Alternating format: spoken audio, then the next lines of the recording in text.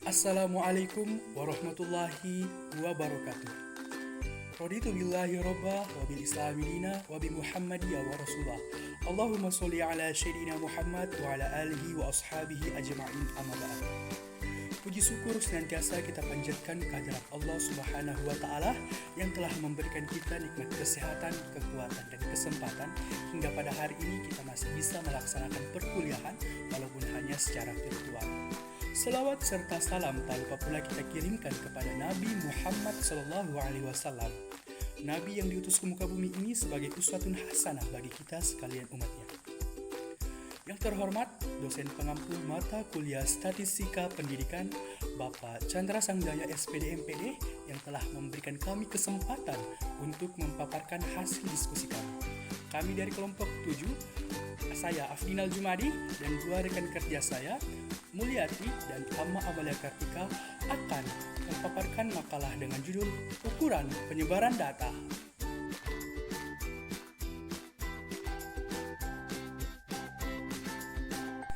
Pengertian ukuran penyebaran data. Ukuran penyebaran data adalah berbagai macam ukuran statistik yang dapat digunakan untuk mengetahui luas penyebaran data. Penyebaran atau dispersi adalah pergerakan dari nilai observasi terhadap nilai rata-ratanya. Rata-rata dari serangkaian nilai observasi tidak dapat diinterpretasikan secara terpisah. Dari hasil observasi nilai-nilai tersebut sekitar rata-ratanya.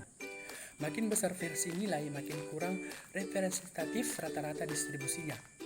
Adapun ukuran penyebaran data yang bisa dihitung adalah yang pertama, range atau disebut dengan rentang. Yang kedua, standar deviasi atau simpangan baku.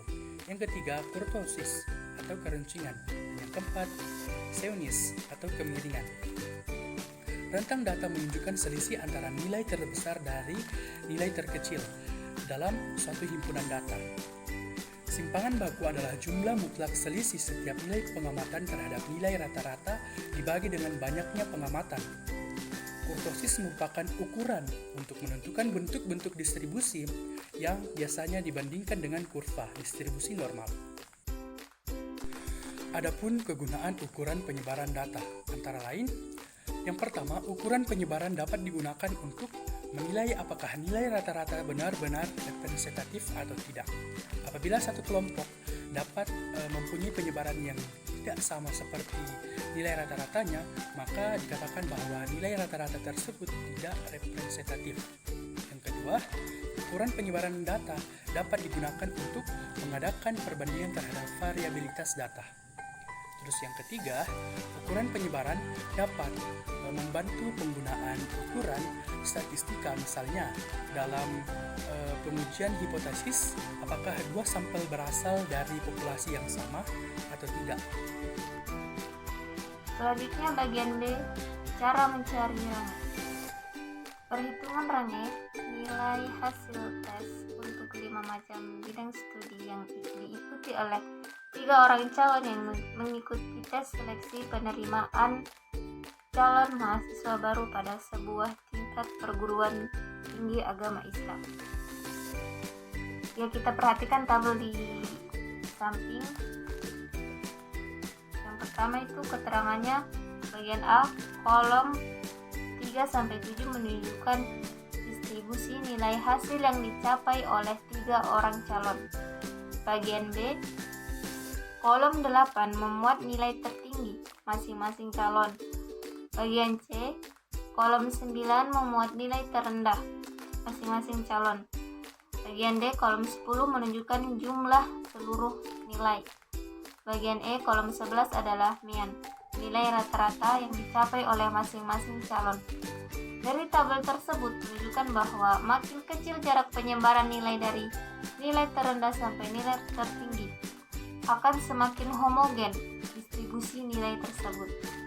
Sebaliknya, makin besar rangenya, akan makin bervariasi nilai-nilai yang ada dalam distribusi nilai tersebut.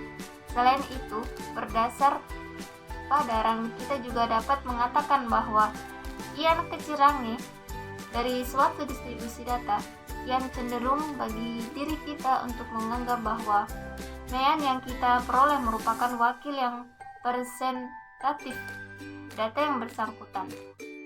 Sebaliknya, kian besar rangenya, kita akan lebih cenderung untuk menganggap bahwa nilai yang kita peroleh itu sifatnya meragukan. Selanjutnya bagian 1, range untuk data tidak berkelompok. Rumus untuk data tidak berkelompok adalah sebagai berikut. Jarak range nilai terbesar dikurang nilai terkecil. Contohnya, data nilai UAS statistika kelas A 90, 80, 70, 90, 70, 100, 80, 50, 75, 70. Kelas B 80, 80, 75, 95, 75, 70, 95, 60, 85, 60. Rangka-rangka menjawab. Urutkan dahulu, kemudian dihitung beberapa rentangnya. Misalnya kelas A 50, 70, 70, 70, 75, 80, 80, 90, 90, 100. Kelas B 60, 60, 70, 75, 75, 80, 80, 85, 95. Rentang kelas A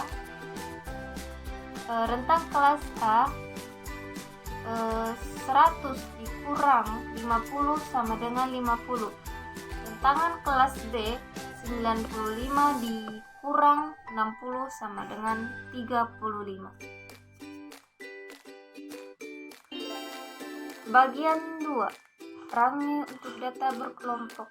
Jangkauan data berkelompok merupakan selisih antara nilai tengah kelas akhir dengan nilai tengah kelas pertama. Perhatikan tabel berikut. Tabel 2, data umur peserta sertifikasi guru. Tabel 2 menunjukkan data umur peserta yang mengikuti diklat sertifikasi guru yang berjumlah 200 orang. Bila nilai tengah kelas pertama adalah 32 dan nilai tengah kelas terakhir adalah 52, maka R sama dengan 52 dikurang 32 sama dengan 20. Jadi jangkauan jangkauan data dari tabel 2 adalah 20.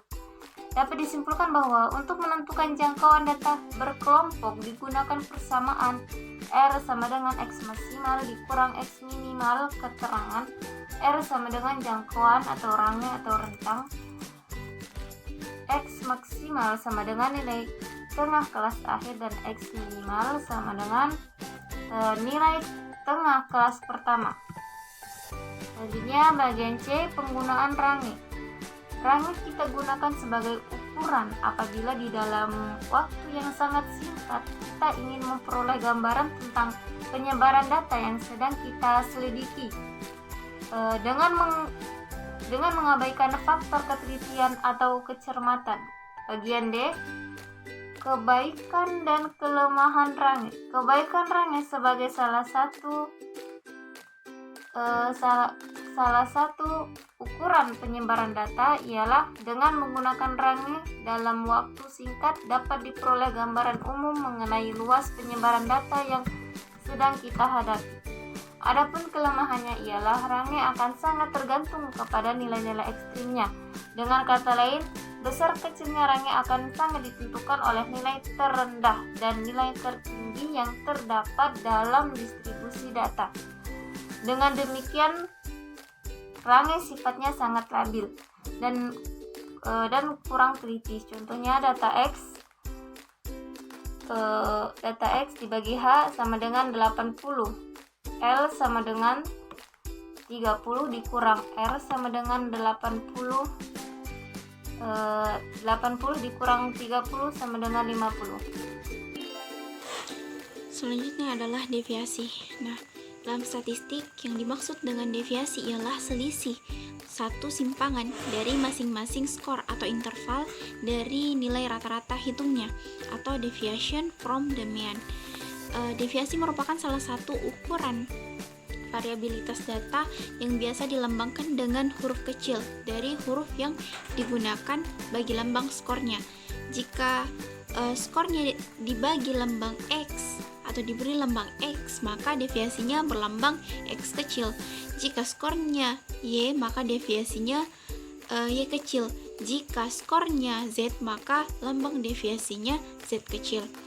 Karena deviasi merupakan simpangan atau selisih dari masing-masing skor terhadap mean grupnya, maka sudah tentu akan terdapat dua jenis deviasi, yaitu deviasi yang berada di atas mean dan deviasi yang berada di bawah mean.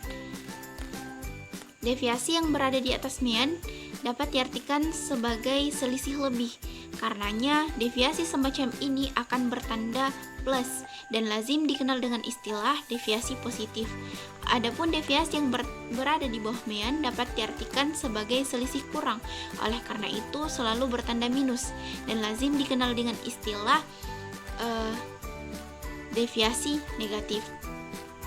Perlu diingatkan bahwa semua deviasi, baik yang bertanda plus maupun yang bertanda minus, apabila dijumlahkan hasilnya sama dengan 0. Nah, guna memperjelas uraian yang telah saya paparkan, mari kita perhatikan tabel berikut ini.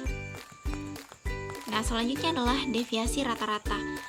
Seperti yang kita lihat pada tabel, jika seluruh deviasi kita jumlahkan, hasilnya pasti sama dengan 0. Karena jumlah deviasi akan selalu sama dengan 0.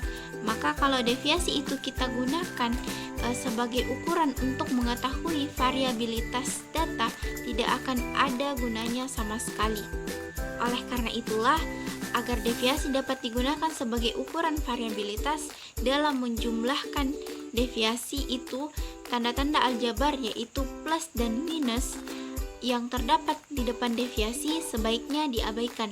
Dengan kata lain, agar deviasi dapat dimanfaatkan sebagai ukuran variabilitas, maka penjumlahan itu dilakukan terhadap harga mutlaknya. Setelah seluruh harga mutlak deviasi dijumlahkan, lalu dihitung rata-ratanya.